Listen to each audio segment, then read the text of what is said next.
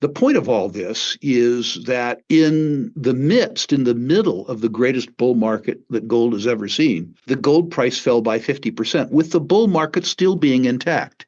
Mm-hmm. And when I say that people have to anticipate this, if I believe, as I do, that there's a probability rather than a possibility that the gold price in nominal terms goes up fourfold in the next 10 years, that's what I believe. I'm not saying it's going to happen, but that's what I believe. Mm-hmm. It wouldn't surprise me at all to see the gold price go from $3,000 to $6,500 and then fall back to $3,000. That wouldn't surprise me at all. I anticipate it. Gold prices rose on Wednesday, helped by cooler than expected U.S. inflation numbers, strengthening investor expectations that the Federal Reserve would start cutting interest rates by September. Gold, of course, has been rising explosively in value since 2000. It set a record high in 2024. And the metal's value has only weakened by a few dollars since. However, the primary factor bolstering gold prices is likely inflation. During the same period, the dollar lost more than 31% of its purchasing power, leading many to seek out gold as a safe haven. Veteran investor and speculator RickRule uses the 1970s gold bull market as an example of how investors react late to inflation. He explains that even during that historic rally, gold dropped 50% mid-cycle, highlighting the need to anticipate volatility. He believes gold could rise 4 times over the next decade, but warns that sharp pullbacks are likely. Examining the major fundamentals, RickRule warns that the U.S. faces a factual default, driven by $130 trillion in liabilities against just $30 trillion in GDP. He predicts the government will devalue the dollar's purchasing power by 75% to manage the debt. Rick adds that entitlement cuts and taxing billionaires won't fix the gap, since even seizing all billionaire wealth covers only 1.5 years. Historically, gold prices have surged during periods of economic distress and high debt levels. During the 2008 financial crisis, gold prices rose over 50% in 9 months, reaching $1,011 per ounce, as investors sought refuge amid economic turmoil and fiscal stimulus. In his assessment, Rick views currency devaluation as inevitable, much like the 1970s, when gold surged as the dollar lost value. At the end of 2024, the dollar accounted for 58% of global foreign exchange reserves, while 10 years earlier that share was 65%. Equally, the share of the U.S. Treasury market owned by foreigners has also fallen sharply, from 50% in 2014 to around a third today. Before we dive into RickRule's sharp insights from his latest interview, make sure to hit that subscribe button and tap the bell icon, so you never miss a moment when truth meets the market. There may be some psychotic break. There may be a change in government. But I'm much more interested in arithmetic than drama. Mm-hmm. We either, in the United States, have to have an actual default, which I think is highly unlikely, mm-hmm. or we have a factual default. And I think it's the latter. The consequence of that, and I don't have anything like exact numbers, but if you look at $130 trillion in liabilities, federal government liabilities, in an economy that generates about 30 trillion a year in GDP, and if you factor in reasonable growth of GDP, if you could devalue the debts of the U.S. government by 75%, by reducing the purchasing power of the currency by 75%, then the current level of government encumbrance is financeable. And that's what I think is going to happen. Mm-hmm. I don't think that we have the political will. I mean, I think we'll fiddle around with the edges of entitlements. The government is going to say to an old fat rich guy like me, you're going to pay tax, Social Security tax, on your whole income, not the first 160,000. Mm-hmm.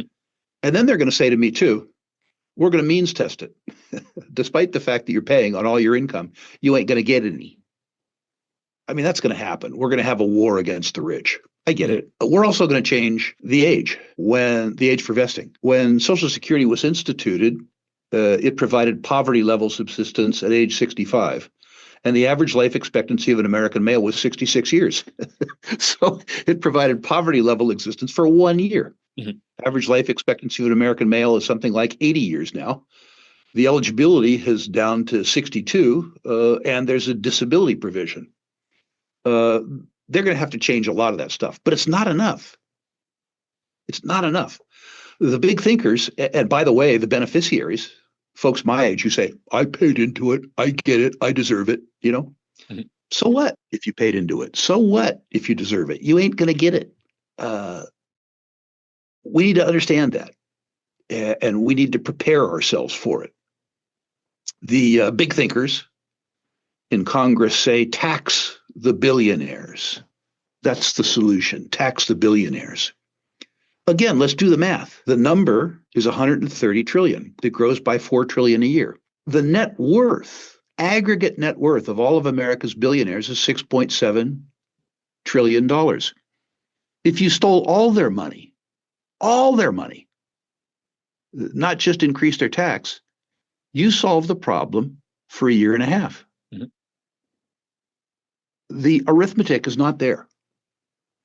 You solve it, if that's the right phrase, you bandage it by devaluing the purchasing power of the US dollar.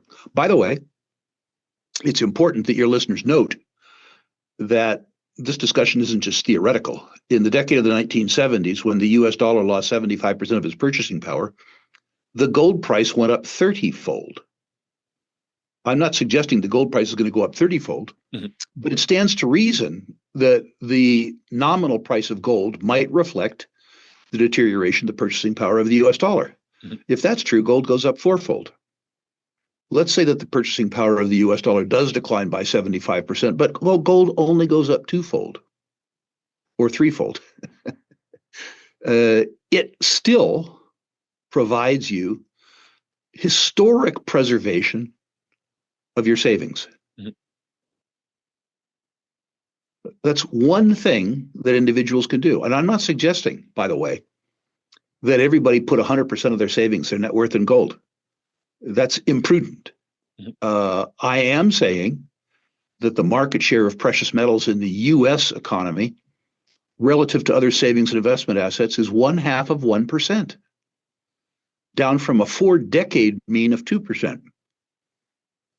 Given the probability of the economic circumstance in the next 10 years, I think allocations below 10% in precious metals and precious metals securities for those who can afford it. Tom, I think you have to anticipate them. You have to count on them. Exactly. Here's an example. In the decade of the 70s, at the beginning of the decade, gold was at $35 an ounce, right? As people had really begun experiencing inflation from 1967 on. But until the compound effects of inflation on their paychecks were felt, they didn't begin to take action. The gold bull market began fairly slowly, but in the period 1970 to late 1974, 1975, the gold price ran, mostly in the latter years, from $35 to $200 an ounce. That 6-fold move in the gold price validated a lot of narrative. People began to be attracted to gold, not when it was going to move, but after it had moved. In 1975, the population was concerned enough about inflation that Fed and the Congress raised the interest rates. When they did that, the gold price fell from $200 an ounce to $100 an ounce. Concurrently with the bond market falling, the housing market falling, and an already anemic equities market falling. Congress and the Fed lost their nerve at the end of 1975, began to print in earnest, brought the interest rate down, and the gold price moved from a low of $100 or so to $850. The point of all this is that in the middle of the greatest bull market that gold has ever seen, the gold price fell by 50%, with the bull market still being intact. And when I say that people have to anticipate this, if I believe, as I do, that there's a probability rather than a possibility that the gold price in nominal terms goes up 4-fold in the next 10 years. In the interview, RickRule praises Agnico Eagle for its thriving culture and efficient operations. Rick's suggestion of staying disciplined and value-focused will help investors outlast those who panic in tough times.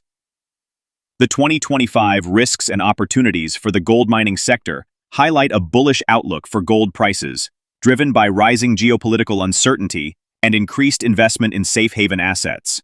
Despite higher gold prices, the valuations of gold mining companies are not reflecting this trend, emphasizing the need for cost management to achieve better valuations. Overall, the gold mining sector's long-term outlook remains robust, with companies that embrace innovation and maintain resilient project pipelines being well-positioned to navigate risks and seize opportunities. Moreover, Rick mentions this as a classic gold bull market, driven by inflation fears and improving miner margins. Capital is rotating from large to smaller gold stocks. Silver could lead next, but public participation isn't there yet. Let's get back to the interview. I think a few things. I think you need to understand that the world that you're being taught exists doesn't. If you read a little book called Economics in One Lesson by Hazlitt, you can learn the way the economy works. Not the way the big thinkers wish it worked, but the way it actually works. And I think it's important to do that. I think it's important for people to, when they are investing, focus on the value of their investments, not just the cost. I notice in stock forums, everybody is paying attention to price and price momentum. Mm-hmm. But understanding the price is of no use if you don't have an opinion as to value. Money is made on the delta between price and value, or price and value created. And I see all sorts of discussions in discussion groups online about the price of XYZ security, and I don't see anybody paying any attention to the value or the value creation. Mm-hmm. Yesterday, at the RickRule classroom, I interviewed the CEO of Agnico Eagle, the most successful gold mining company on the planet. And I was struck, really truly struck, by his suggestion that they exist almost independently of the gold market. Their job is to discover gold or acquire gold cheaply, allocate capital well, be efficient builders and efficient operators. They said they live at the mercy of the gold price. In the last 18 months, the gold price is up really substantially, and their operating costs are up $2 per ounce produced. If you look at an industry where the gold price has gone up, but the operating costs have gone up dramatically, and the margins haven't gone up as much as the gold price, and then you look at the performance of Agnico Eagle, what you see is that their corporate culture is what contributes to their profitability. Mm-hmm. As an example, they're a hugely honorable organization. And they understand that if they look after their customers will look after, not their customers, pardon me, their employees. Mm-hmm. Their employees will look after their shareholders. The consequence of that is that their turnover is less than half of industry average. They don't have to retrain people because they keep the people they've already trained. Mm-hmm. And what he pointed out was that the safety culture exists there because they like each other. They want to be part of a team. They want everybody to come out of the hole safely. They don't want the supervisor to have to call a woman and tell her she's now a widow. And I think that lesson is something that we all need to emulate. We need to focus on our jobs about how we add value, not just make money. We need to, when we look at investments, worry not about the price so much as the value and the discrepancy between price and value. We need to confine ourselves to the extent we can to activities that we like doing so that we can outcompete pretenders and thrive in the space. And we need to understand that unlike the last 40 years, the wind is no longer in our sails, but it's not in anybody else's sails either. We have no control over the cards we're going to be dealt. We just have control over the way we play them. And we're going to need to be much more focused, much more disciplined. This is a textbook bull market, an absolute textbook bull market. For your listeners, visualize a bull market as a circus master's whip. The whip handle in the front of the whip is gold, physical bullion. Mm-hmm. It starts a bull market for two reasons. One, it's underpriced, it's out of favor, and there's a dead cat bounce. But secondly, the circumstances change so that people lose faith in the purchasing power of fiat-denominated instruments.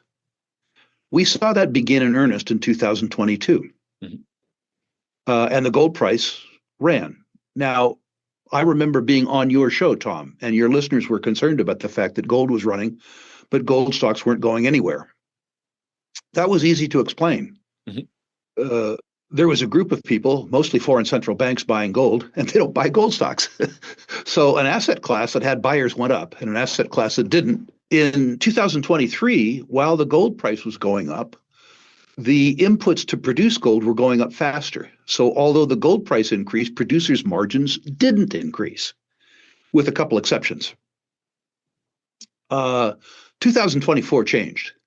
The gold price kept going up, but the input inflation moderated. And so you began to see producers' margins exceed expectations. My expectations were bullish, and they were crushed. They were crushed. And when that happened, people began to look at the gold stocks not merely as vehicles for participating in the gold price, but as businesses themselves. Businesses that were, relative to the gold price and relative to the outlook for gold, at least my outlook for gold, cheap. So in addition to saving in gold, which I do, I began to invest more heavily in gold mining companies, following a classic pattern. What happens, and it's happening right now, is that you see value discrepancies between the biggest and the best and the most liquid companies and the rest. The great big companies get the benefit of lots of passive flows from index buying, and the little guys don't. So the big guys get more valuable, and the little ones, relative at least, get less valuable. One of two things happens now, Tom. Either value arbitrageurs take some of the capital that they would otherwise allocate to the biggest and the best, and they come down the quality trail to get better relative valuation. Classic in a bull market. It's called value arbitrage. Or the big companies with a lower cost of capital take over the little companies with a higher cost of capital. But either way, market leadership begins to shift from the biggest of the best to the best of the rest. And over time, that progresses down to single asset producers, which are regarded as riskier, or developers, all the way to the penny dreadfuls, the exploration stocks. Somewhere in this continuum, when the generalist investor gets convinced because of price action and market momentum of the precious metals narrative, leadership switches to silver. I've never known why this occurs. I speculate that it's because of the lower unit price of silver. You know, somebody with a saver with $5,000 maybe doesn't want to buy gold, but is able to, buy units. I don't know why it is. I just know that it is. When that happens, market leadership transfers from gold to silver. Silver moves much further and much faster. I don't think we're there yet, by the way. I think what we're seeing right now may be a fake out as opposed to a breakout in silver, because I don't see broad-based public participation in precious metals markets yet, and that's usually the precondition for the silver breakout. I hope I'm wrong, but I don't know that I am. But at any rate, the bull market that we're in is following a textbook progression from bullion on down the quality trail. The upcoming refinancing wave, with an additional $200 to $250 billion in projected annual interest costs, amplifies these concerns. A weaker U.S. dollar, often the byproduct of high debt and expansionary policy, makes gold more attractive to foreign investors and supports continued upside in pricing. As central banks continue to debase their currencies and safe haven demand rises, are you prepared for the next phase of this gold bull market? Drop your thoughts in the comment section below. If you find this video informative, don't forget to support our channel and turn on notifications to stay informed about our latest videos. See you in the following video.